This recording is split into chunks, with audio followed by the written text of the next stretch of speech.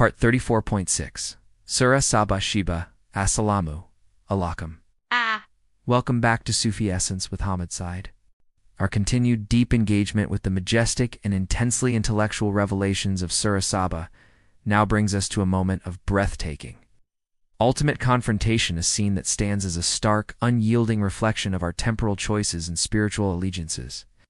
Having irrevocably established the singular, unshared authority of Allah in the cosmos and the absolute, fixed certainty of the Day of Judgment, the divine narrative now thrusts us directly into the spiritual theater of eternal accountability.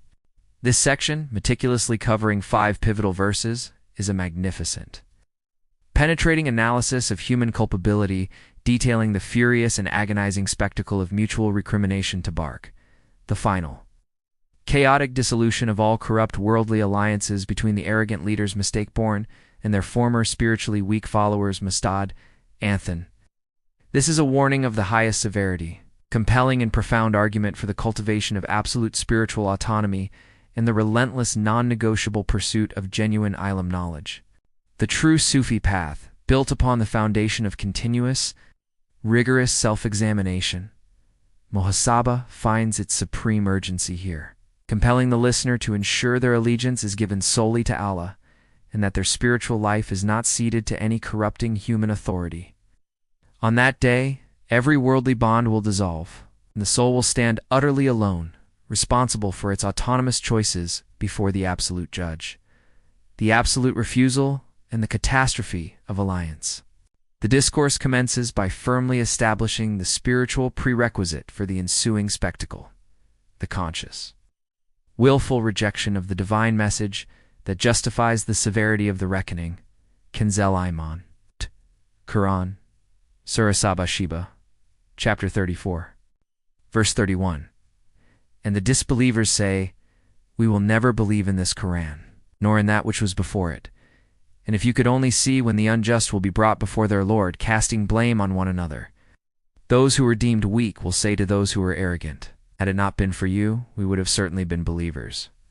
The defiant, unyielding declaration of the disbelievers, "We will never believe in this Quran, nor in that which was before it," is a statement of ultimate, absolute, and eternal spiritual rejection. This is far more than mere skepticism. It is a categorical, final refusal to submit to the entire, consistent, historical chain of divine revelation. Why? This obstinate stance is the essence of spiritual pride, istikbar. A willful and total choice to prioritize the fleeting comfort of inherited falsehoods, the maintenance of temporal power, and the ego's self-serving narrative over the transformative and challenging purity of the truth. This persistent, deliberate spiritual error is the defining characteristic of the unjust Azblamane, those who have committed the greatest wrong against their own souls by violating the sacred covenant with their Creator and rejecting Tawhid. Their catastrophic fate is sealed by their own unyielding choice. The text then immediately employs the magnificent rhetorical figure.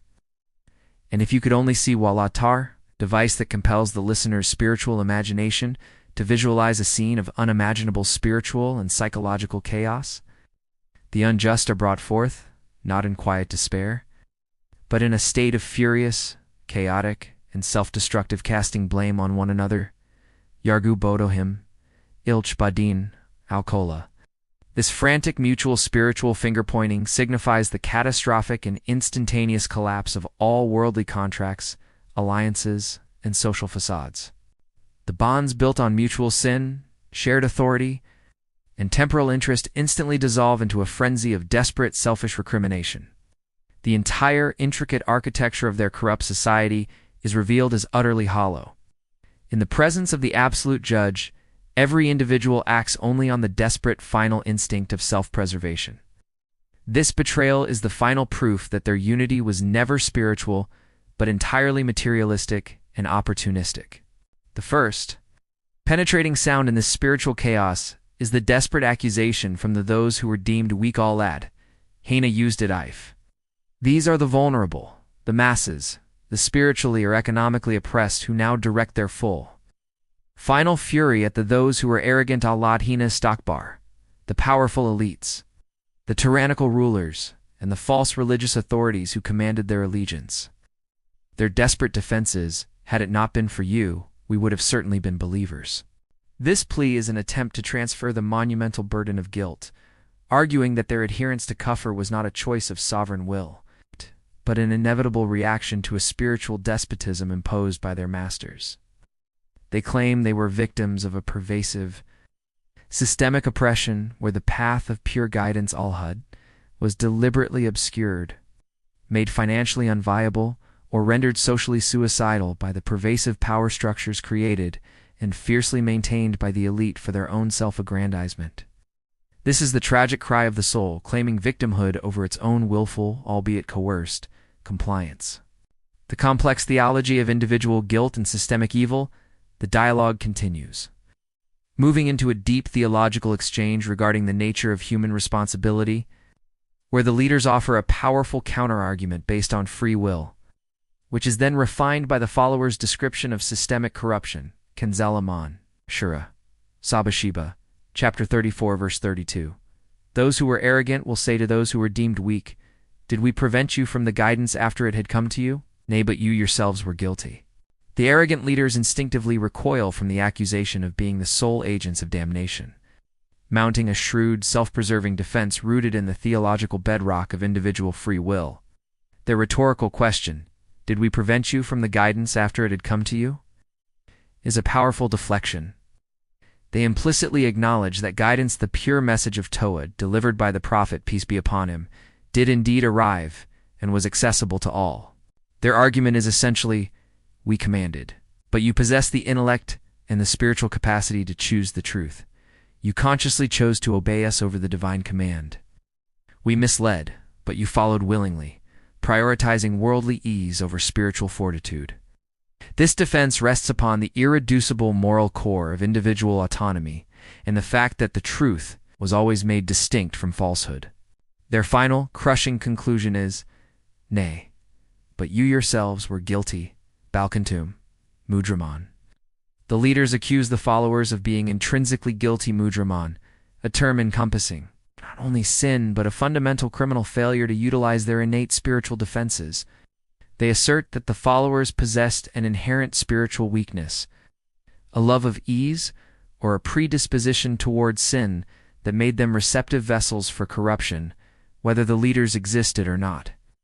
They refuse to bear the full weight, insisting that the followers failed to exercise the required moral courage and spiritual discernment to cleave to the truth. Kanzaliman, Quran, Surah Saba, Sheba, chapter 34, verse 33. And those who were deemed weak will say to those who were arrogant, "Nay, but it was the plotting of the night and the day, when you were ordering us to disbelieve in Allah and to set up rivals to Him, and they will conceal their regret when they see the punishment, and we will put chains on the necks of the disbelievers. They will not be repaid except for what they used to do." The followers, the deemed weak, then respond with a profound explanation that refines the nature of the leaders' coercion. They do not merely accuse the leaders of simple commands, but of a relentless, systemic effort described as the plotting of the night and the day, Makr al-Laywan.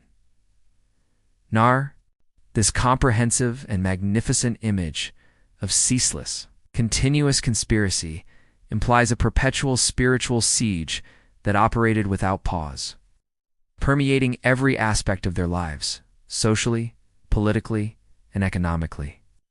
It signifies the non-stop bombardment of propaganda, the subtle manipulation of cultural norms, the use of economic threats, and the systemic normalization of kufr and shirk that wore down the spiritual resistance of the masses. The leaders were perpetually ordering us to disbelieve in Allah and to set up rivals to Him. This response captures the complex reality, while free will was theoretically intact. The environment was so overwhelmingly polluted by the elite that choosing Tawhid required an act of consistent, agonizing spiritual heroism, whereas shirk was the path of cultural and physical ease. The dialogue powerfully establishes that ultimate accountability is shared by both the orchestrators of spiritual evil and the complacent participants who chose the path of least resistance. The terrible silence of finality then descends as the scene reaches its climax with the revelation of divine justice, and they will conceal their regret when they see the punishment. The sight of the punishment, al-Adib, is so overwhelming in its reality that the frantic, self-serving debate instantly ceases. The absolute, solitary emotion of regret, nadma, the terrifying, final realization of their catastrophic choices is instantly concealed, becoming a private, internal torture, too profound and consuming to be voiced. This agonizing inner torment is an intrinsic, cruel component of the penalty. The closing image seals the principle of absolute impartial justice, and we will put chains on the necks of the disbelievers. They will not be repaid except for what they used to do. The chains, Aglblan, are the physical embodiment of the spiritual and intellectual bondage they preferred to the liberating freedom of Tawhid in the worldly life. Their repayment is a perfect, just measure of their inner convictions and their outward actions, a precise reflection of what they used to do, ensuring that not a single shred of injustice can be alleged against the absolute judge. The historical pattern of materialistic delusion, the final two verses in this section, shift the focus from the day of judgment back to the root cause of the spiritual arrogance in the worldly life, the seductive, blinding power of material wealth and status. Kanzelaman, Quran, Surah Saba, Sheba, chapter 34, verse 34. And we did not send a warner to a town, but its wealthy people said, "We disbelieve in what you have been sent with." Verse 34 elevates the preceding dialogue into a universal, prophetic, and historical pattern. And we did not send a warner to a town, but its wealthy people said, "We disbelieve in what you have been sent with." This is a critical, sweeping sociological indictment from Allah Himself, the most consistent, entrenched, an often successful source of opposition to every prophet, warner, or nodder has historically originated from the wealthy people Mutrafūn.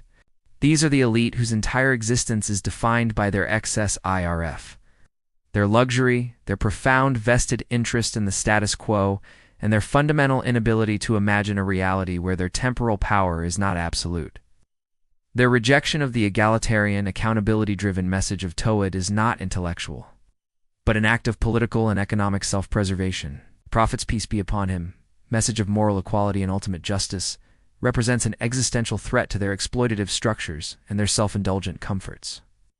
For these elites, kufr becomes a necessary defense mechanism against a spiritual truth that demands they recognize a sovereignty infinitely greater than their own fortunes. Kanzal Iman, Quran, Surah Saba, Sheba, chapter 34, verse 35. And they say, "We are greater in wealth and children, and we shall not be punished."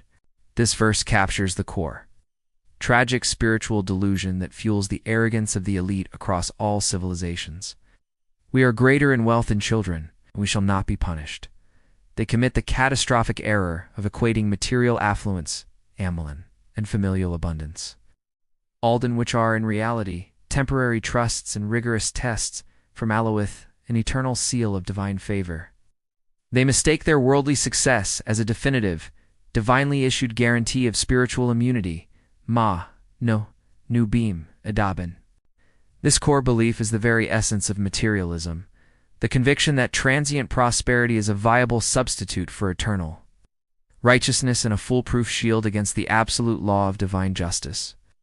The Quran here delivers an eternal, devastating critique of the human tendency to use temporary fortune to justify eternal complacency and spiritual heedlessness, powerfully reminding us that the only measure that holds weight in the eternal scale is the state of the inner soul. Hadith, the deep-seated arrogance and false belief in spiritual immunity derived from material success, is indicted in verses 34 and 35, is perfectly and definitively countered by the core teachings of Prophet Muhammad, peace be upon him, who perpetually redirected the gaze of his followers from the external and transient to the internal and eternal. It's narrated by Abu Hurairah, may Allah be pleased with him. The Messenger of Allah, peace be upon him, taught, "Allah does not look at your figures nor at your wealth, but He looks at your hearts and your deeds." Sahih Muslim, Hadith, 2564.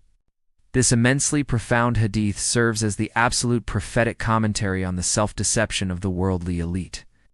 While the Mutrafūn boast, "We are greater in wealth and children," believing these factors will grant them favor, the Prophet's peace be upon him teaching establishes the eternal, unchangeable standard of divine judgment.